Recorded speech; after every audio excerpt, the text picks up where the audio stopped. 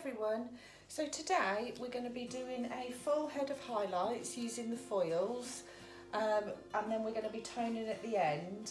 As you can see, this lady has a full head of highlights already, and we've got quite a bit of regrowth as it hasn't been done since March, and obviously we're now in mid-June. She wants to get it as light as she possibly can because then she wants the kind of the silver, violet, grey look that's very on trend at the moment. So we need to lift it as light as we can to get a good light base that will cover evenly enough. So I'm going to be starting at the back, so I'm going to be sectioning it all off as so. And keeping it all kind of sectioned out the way so I can work through evenly, starting from the bottom and working my way up.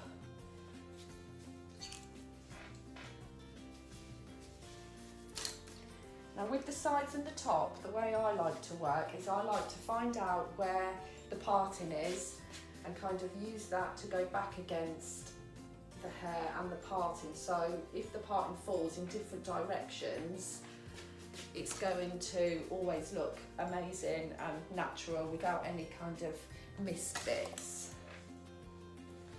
So I'm clipping it all out the way,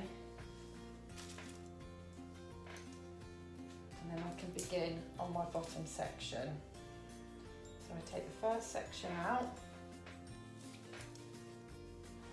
So what I'm using to do the highlights today is a bleach. I like the blue bleach as I feel it just lifts that bit cleaner and that bit lighter.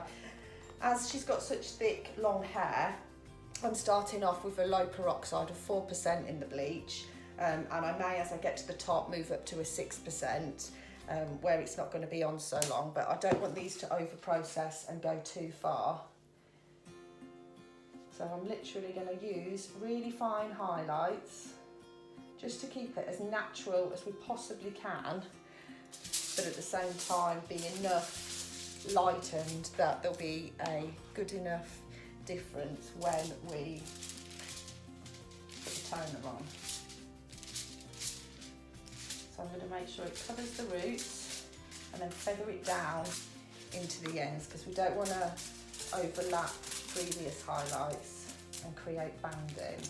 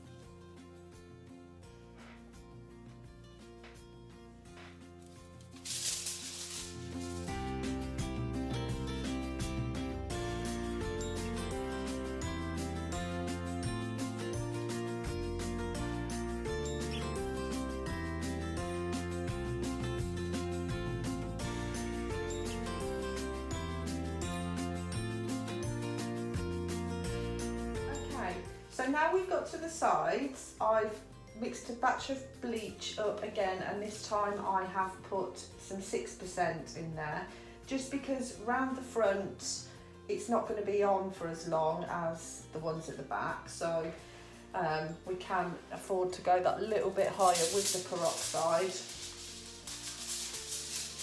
just to get that extra bit of lift, and it can kind of catch up with the back.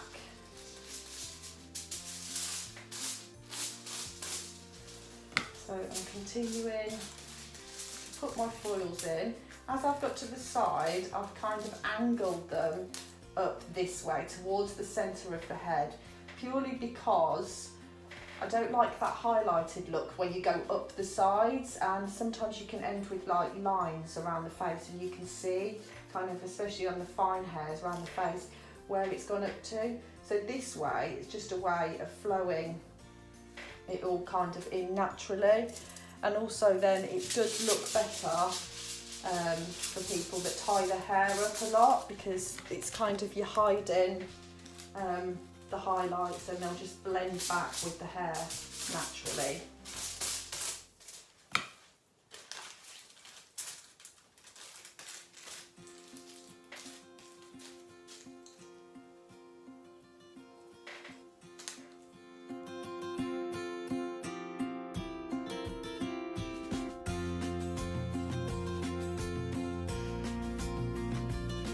When we get to this section, you found out where the parting is and you've put the section in, and we're going to go back along it.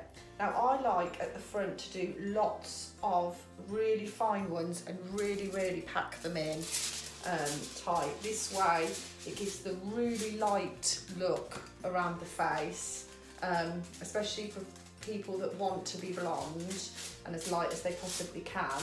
It's good because if you're framing them with lots of packed in fine highlights, when they look in the mirror, they will feel as light as they can, so it's good for that.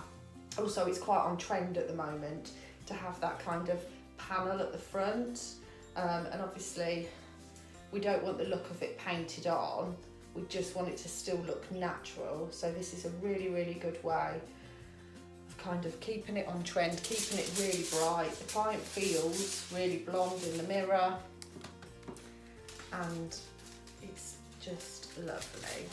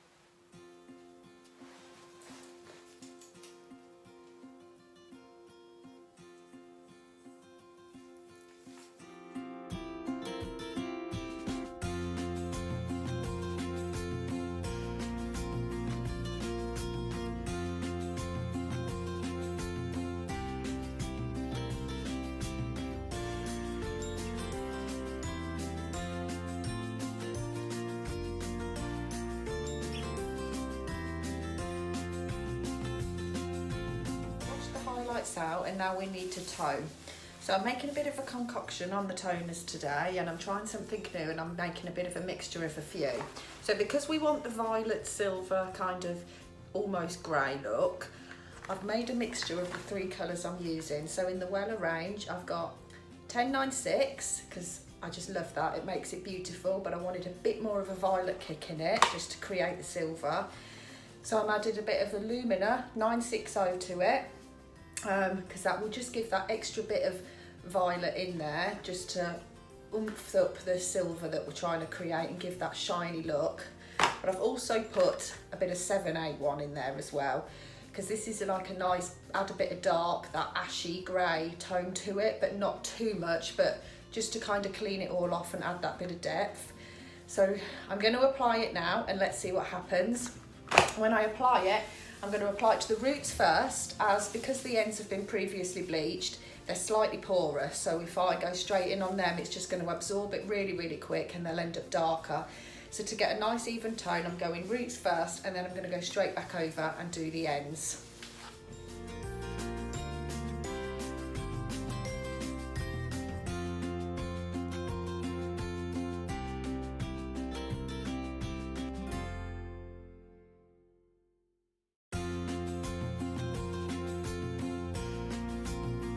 So we've washed the toner off and conditioned it, and so far it's all looking pretty good. It's looking nice and even. I can see the silvery tones shining through.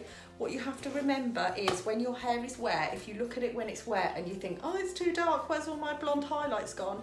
Your hair is 3 shades darker when it's wet. So you don't know the true colour until it's dry. So I'm going to dry this off, give it a bit of a style, and then I'll show you at the end. So as you can see, I've dried it. I've put a few nice loose waves in there with the curling wand, but look at that colour. It is absolutely beautiful. It's lovely and it's got that ashy silvery shine, but it's not too dark. It's just made it so even. It flows all the way down, and those really fine highlights that I did just make it look so natural, but at the same time it's got that trendy silver grey look about it. It's just absolutely lovely. I'm so pleased with it. And round the front, these pieces have come out really nice, especially them light bits that we did around the face. I'm so happy. It's beautiful.